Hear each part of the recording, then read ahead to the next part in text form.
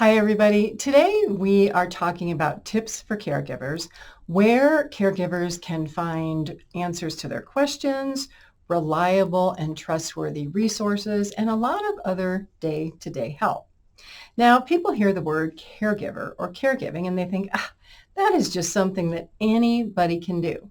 How hard can being a caregiver or caregiving responsibilities be? Well, if you're watching this and you're a caregiver, you and I are both laughing because it can be really hard. Not everyone is a good caregiver. Not everyone wants to be a caregiver, and not everyone should be a caregiver. There are actually some people that shouldn't have anything to do with taking care of elderly people or aging parents, children, or even pets. So let's take a look at some qualities that caregivers have, good caregivers. Compassion, patience, empathy, a true desire to help other people and go beyond what a normal person would do, because that really is what it takes to be a good caregiver. And then let's talk about some skills that caregivers want to acquire. Some of these skills you may have, but there are skills that you need to be a good caregiver and really become a good advocate, not only for the person that you're caring for, but for yourself eventually. So time management, project management, organization skills, negotiation skills, communication skills, gaining consensus from your family members. Not everybody always agrees, including sometimes your elderly parents. Being able to manage finances. Sometimes you may be paying bills for your parents.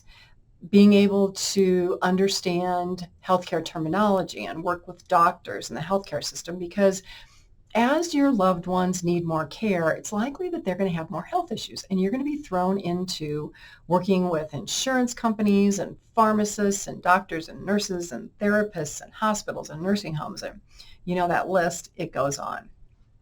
So where do caregivers find tips? Now, a lot of us search on the internet. I do it myself, and we can actually get lost there for hours. You go down that rabbit hole, and it's like one thing leads to another and another and another, and then you end up with not even having any of the information that you need.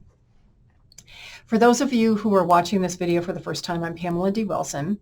I am a caregiving expert, advocate, and speaker. I've been doing this for over 20 years, and not only doing it from a speaking and an education perspective, but I have had two companies where I have worked with caregivers and families and aging adults and disabled individuals for years, one-on-one, regarding home care, hospital care, nursing homes, doctor's offices, therapy. I mean, you name it, I have done it. And I've also had personal experience with the loss of both my parents and a brother and a sister. So when you're searching for information on the internet, make sure that you're getting it from reliable people. There is so much information out there that is written based on research and not practical experience, and that makes a huge difference. So where can family caregivers find tips and information? Obviously the internet, but in that, go to my website. It's PamelaDWilson.com. There are over 100 podcasts for the caring generation. I think I'm up to about 100 and almost 30 now. I've been doing it for 3 years.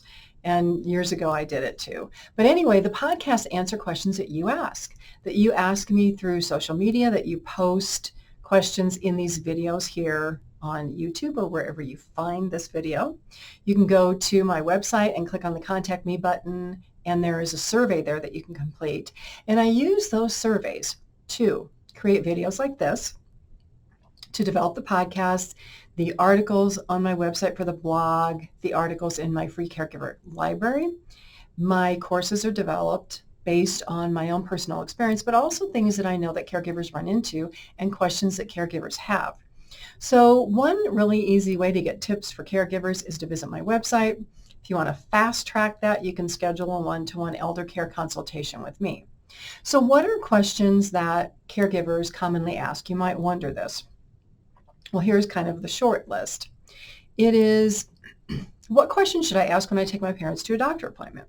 What happens if I disagree with what the doctor's recommending, or if I don't really think that the doctor cares about me or my parent? We're just kind of rushed in and rushed out, and we're given a prescription and nobody explains anything. Or they talk in all of these big words. That happens all the time. What happens if the doctor recommends something like physical therapy or speech therapy or occupational therapy, and I don't know why that recommendation is being made, or I don't know why it's important, or I don't know why my parents should do it, or what happens if we don't do it. All of those things, the recommendations, the consequences, the short and the long-term effects, if you're a caregiver, extremely important for you to know, because they create problems today and potential problems in the future if you don't know what to look for. So part of it is becoming more educated so you know what questions to ask and you know how to get the care that you need.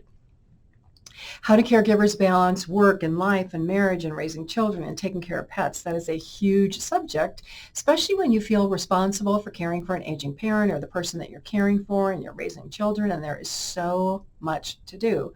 Plus, your workplace may not be as supportive as you'd like. What to do when your parents are not getting the care that they need, whether it's from a doctor or if they live in an assisted living community or a memory care or a nursing home. What happens if you complain? Are you worried that staff won't treat your parents as well? Are you worried that there'll be some kind of retribution so you don't say anything and your parents not getting the care they need and they're suffering and you're angry and you're frustrated? There are ways around that to make it work out. There are so many questions that caregivers have, and sometimes you don't even realize what questions you should be asking until you're in the thick of a situation and you're in a crisis and you have to make decisions and your family hasn't talked about any of this. There's a lot of information about how to have family care discussions, how to plan for the care of aging parents and yourself on my website.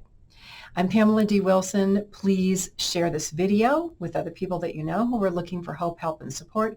Share all the videos on my YouTube channel. There are literally hundreds that offer tips for caregivers, advice, support, information that you can trust.